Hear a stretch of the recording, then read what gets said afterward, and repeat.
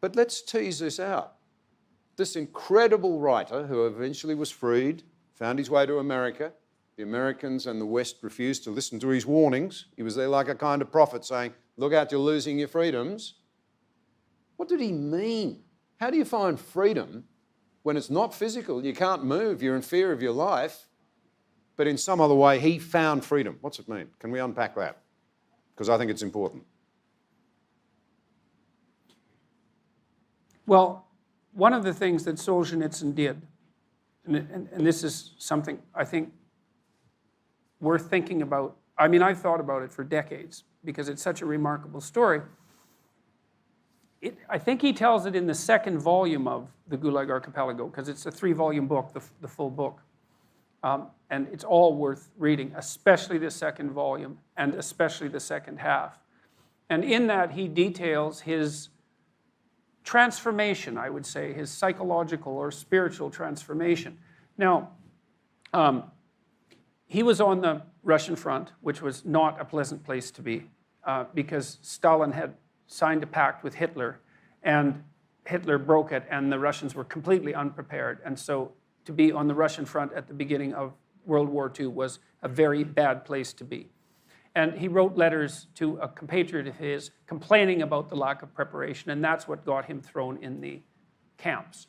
Now, it's interesting to note that Stalin threw all of the Soviet prisoners of war into camps. So if you were a Soviet soldier and you had gone to the West and fought and you were captured and put in, say, a German prisoner of war camp and treated terribly because Stalin didn't sign the agreement, it was from Switzerland, Geneva Accords on the treatment of prisoners of war, and the Russians were treated so badly that the Allies used to feed them.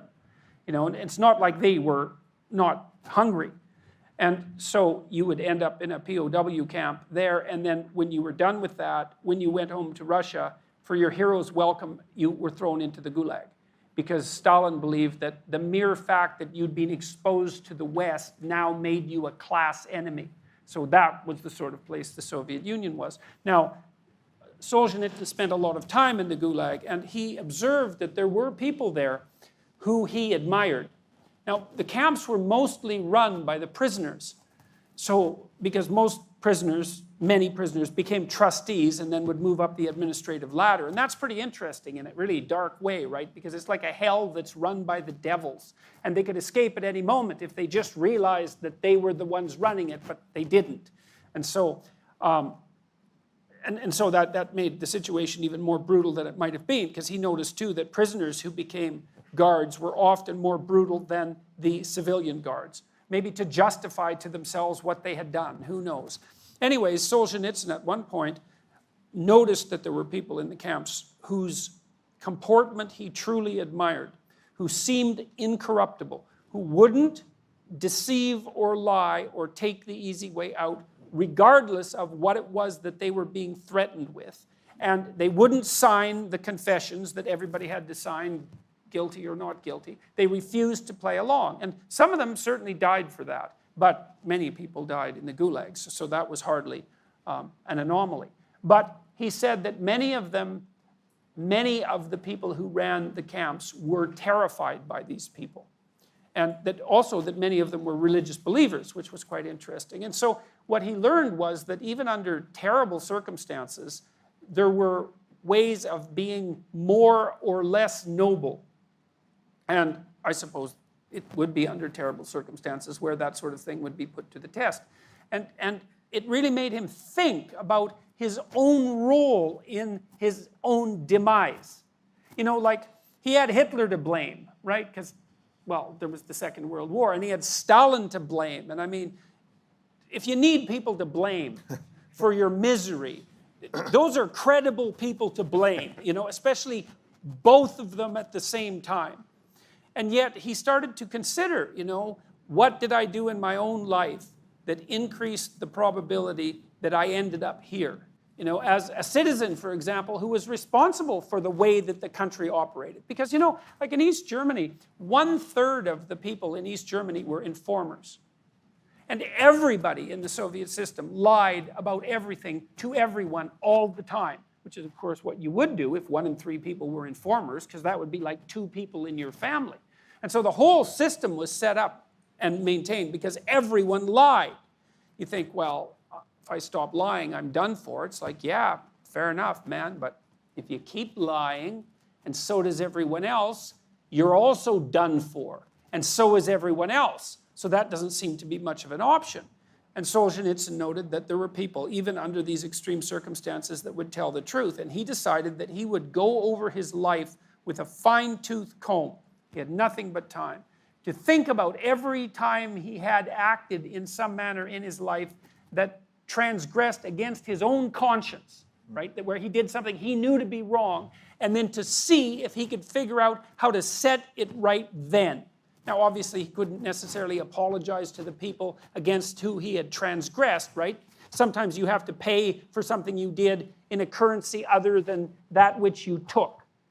And his determination was to chronicle his experiences in as truthful a manner as possible, which was basically impossible. It wasn't like he had paper and pencil and time to write and privacy. Had his notebooks ever been discovered, well, he would have been in serious trouble and they would have been destroyed. In fact, when he got out, he had 2 copies of the full manuscript, each out to a different typist. Secretly, the KGB got a hold of one, destroyed it, and the typist committed suicide.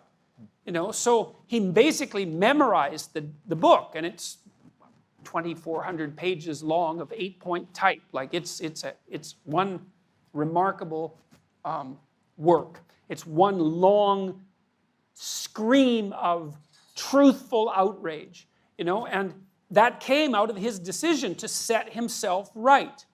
And then it was, as John said, it was smuggled into the West, where it had a walloping impact. It completely demolished, at least for a long while, the moral credibility of communism. Completely. From like 1972 on, if you knew about the existence of the Gulag Archipelago, you didn't get to say anything good about communism. And that lasted for a long time. It even convinced French intellectuals that there was something wrong with communism. And there's no doubt that it was one of the historical events that caused the Soviet Union to collapse. And that was a good thing. And it collapsed relatively peacefully, all things considered. No thermonuclear war. Yugoslavia was no picnic. And, but for the demise of one of the most evil empires that ever existed, it was pretty damn smooth. And certainly the world's been in way better shape, especially Africa, since the Soviet Union has disappeared.